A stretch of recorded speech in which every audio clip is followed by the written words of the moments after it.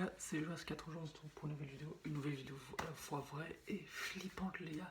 Donc avant que la vidéo commence, n'hésite pas à regarder cette vidéo le soir, comme ça tu flippes, tu te prends un petit truc à boire, un petit truc à manger, tu te mets pépère sous ton lit, t'éteins les lumières, tu fermes les volets, enfin tu fais tout ce que tu veux, mais en tout cas faut écouter cette histoire vraie et flippante le soir, c'est mieux, tu vois, ça fait un peu de suspense et tout, comme ça tu flippes et tout. Bref, aujourd'hui, je pense qu'après cette vidéo, vous aurez plus du tout envie d'aller en forêt en Amérique, voilà. Non mais tout simplement, vous aurez plus envie de mettre un pied tout seul, ou même en groupe, et vous aurez plus envie de vous séparer de votre groupe, hein. Donc aujourd'hui, on se retrouve pour une nouvelle histoire vraie, comme je dis, à la fois vraie et flippante, dans laquelle je vais raconter l'histoire de Bobby. Oui, bah alors Bobby, c'est un gamin à l'époque qui a 14 ans. Je vous dis pourquoi je dis à l'époque, parce que c'était en 1951, cette histoire s'est passée en 1951. Ça date, effectivement. Voilà, c'est à peu près 60 ans, un truc comme ça. Bref, en tout cas, donc là, tout simplement, on va rentrer dans le vif du sujet, les gars. En fait, je vais vous faire cette histoire en deux parties. Je vais vous faire la première partie, je vais vous raconter l'histoire dans la même vidéo, hein. La première partie, je vais vous raconter l'histoire, et la deuxième partie, je vais vous donner mon ressenti pour voir ce que j'en pense et ce qui s'est passé réellement.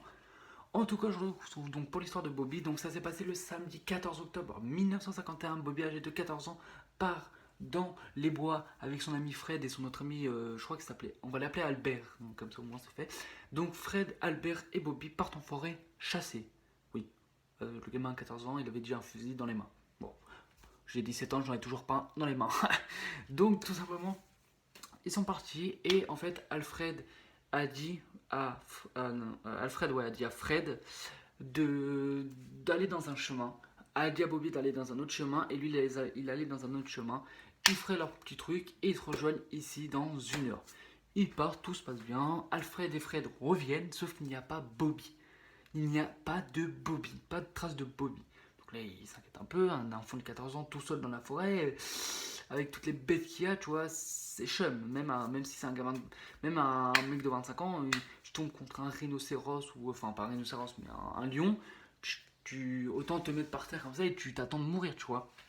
Donc tout simplement, eux, ils vont avoir une réaction qui est pour le moins bizarre, et je vais pas vous dire pourquoi, enfin si, je vais vous dire pourquoi, mais après je vais vous dire aussi pourquoi. Enfin, bref.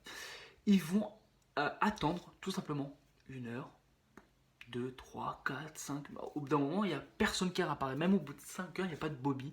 Et lui, ils vont attendre 2 jours, enfin, ils vont attendre un jour de plus pour prévenir les secours. Donc, ils vont prévenir les secours le lendemain, le dimanche, du coup, euh, pour signaler la disparition de leur ami. Donc, c'est un shérif qui va venir.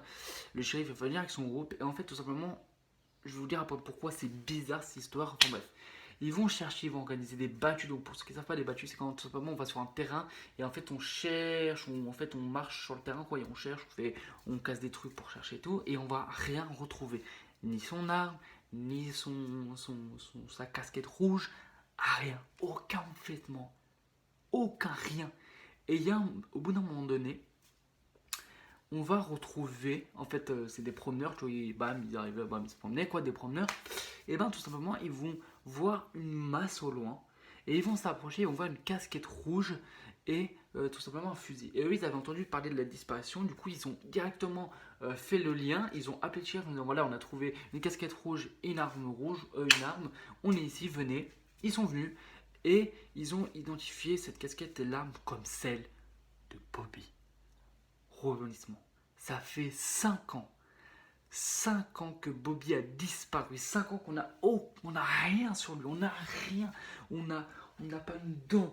On n'a pas une oreille. Je sais pas. Enfin, on n'a rien. 5 ans plus tard, on retrouve seulement une casquette et le fusil. On peut s'imaginer le pire pour Bobby parce qu'au bout de 5 ans, il n'a pas réapparu. Voilà, on dit clairement le queue, au bout de 5 ans, il n'a pas réapparu. Voilà, tu vois, c'est bizarre quoi. Tout simplement. Et en fait, tout simplement, un jour, ils vont découvrir, donc ils vont refaire des battues, etc. L'enquête, elle était un peu, tu vois, en mode close, il n'y avait plus rien, bref. Et un jour, en fait, dans une grotte, ils vont trouver tout simplement un squelette déterré du sol. Voilà, dans une grotte. Et ils vont reconnaître malheureusement, mais j'ai envie de te dire, voilà, heureusement, il y a un côté malheureusement, pourquoi? Parce qu'en fait, malheureusement, c'est le corps, effectivement, de Bobby.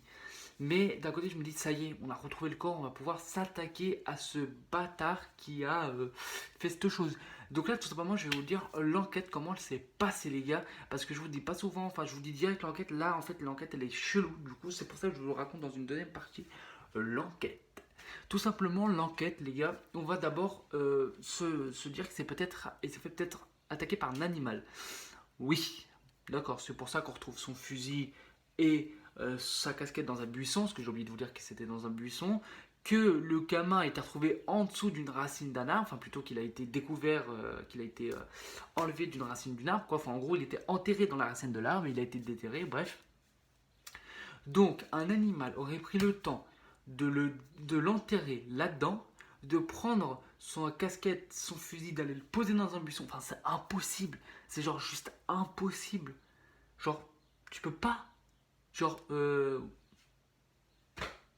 comment est-ce possible en fait genre le truc qui serait allé creuser en dessous de la racine, enterrer le squelette, parce qu'on peut dire encore c'est un squelette, hein, parti poser son arme et l'arme du gamin et la casquette du gamin sous un buisson et serait barré en mode rien à foutre et tout.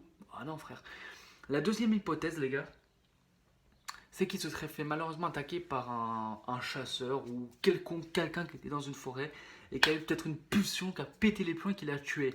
Alors oui, c'est normal qu'on retrouve pas de balle dans son corps, enfin dans son squelette, parce que bon, c'est bien beau l'histoire de la balle, hein, il s'est fait tuer, je sais pas quoi, il s'est pris comme ça ou il s'est pris une balle. Le problème c'est qu'on retrouve pas de balle, on trouve pas de traces de violence, pas de sang, on retrouve rien sur le squelette, rien qui prouve qu'il a été tué par balle déjà. Et ensuite, enfin, ça me semble bizarre quand même, parce que le mec, il aurait pris le temps, tu vois, bam, bam, parce qu'il faut faire tout en presque. Faut tout faire croire à une disparition en quelques jours, tu vois, on a un jour presque, il faut tout effacer, enfin c'est impossible, on n'a pas de sang, on n'a pas de traces, etc. Donc pour moi les gars, je tiens à dire, je pense que ça peut être, alors ça va être contredire avec ce que j'ai dit parce qu'il s'est pas pris de balle, etc. Mais moi je pense que ça a été, soit ça a été un meurtre de la part de Fred et Albert, alors comment ça s'est passé, on ne saura jamais parce que Fred et Albert ont dit qu'ils n'avaient pas entendu de coup de feu, etc. Mais t'entends un coup de feu, genre dans la forêt, il n'y a personne, donc t'entends forcément le tir d'un coup de feu, tu vois. Genre tu me dis en ville, je peux comprendre, t'entends pas de coup de feu, il y a des voitures qui passent par ici. Moi je suis en campagne, demain il y a quelqu'un qui se tue à côté de chez moi, je l'entends. Parce que la campagne c'est tellement calme que tu l'entends. Et là c'est pareil, la forêt c'est encore pire que la campagne, donc tu vois. Donc pour moi, soit c'est Alfred et Albert qui ont un problème avec lui, qui ont dû le tuer, qui l'ont fait en mode disparition, soit il y a eu un problème de chasseurs, parce que vous savez très bien qu'il y a beaucoup de chasseurs qui meurent malheureusement. En fait, malheureusement, parce qu'en fait, ils se font tuer par leur insu. En fait, c'est pas vraiment tué en mode homicide volontaire, c'est homicide justement involontaire. Des fois, bah, peut-être qu'ils ont vu tu vois, peut-être qu'ils s'étaient cachés derrière un buisson, ils ont vu un buisson bouger, mais ils ont tiré en premier lieu et ça a tué le gamin et du coup ils ont fait croire à une disparition. Et ça expliquerait pourquoi peut-être ils ont appelé les secours le lendemain, le dimanche, parce que bon, ton pote il disparaît, t'attends 10, 20, 30 minutes, je veux bien, t'attends un jour, enfin, tu préviens le lendemain, là ça commence un peu à... Oula, c'est chelou là, ouais, hein, pas de bon goût des fois. Et donc tout simplement là, Bobby donc va y vous retrouver, mais aujourd'hui, eh ben on n'a rien, voilà. Et tout simplement on n'a aucune piste, on n'a rien, on n'a pas de preuve, il se fait tuer par un animal. Enfin, l'animal, moi ça me semble, c'est impossible, mais on n'a pas de trace qu'il se fait tuer par Albert ou quoi, ou qu'il se fait tuer par un autre mec. Enfin, vraiment, on ne sait rien, on ne sait pas comment ses vêtements ils ont atterri là, son arme et sa casquette. Vraiment, on ne sait rien.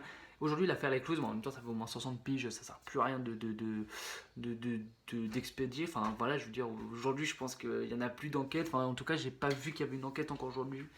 En tout cas, voilà. Moi, je trouve cette histoire, je pense que ça a été un problème de chasseur, tout simplement qu'il a été tué, malheureusement. Qu'en gros, Albert ou Fred, un des deux, a tué sans le faire exprès et que tout simplement, bah, ils ont fait croire à une disparition. C'est la seule thèse que je vois. Enfin, voilà les gars, moi j'espère que cette nouvelle vidéo flippante vous aura plu. N'hésitez pas à liker, à partager, à commenter les gars pour plus de vidéos comme ça. Et moi je vous dis à demain pour une prochaine vidéo. Ciao les gars, bisous.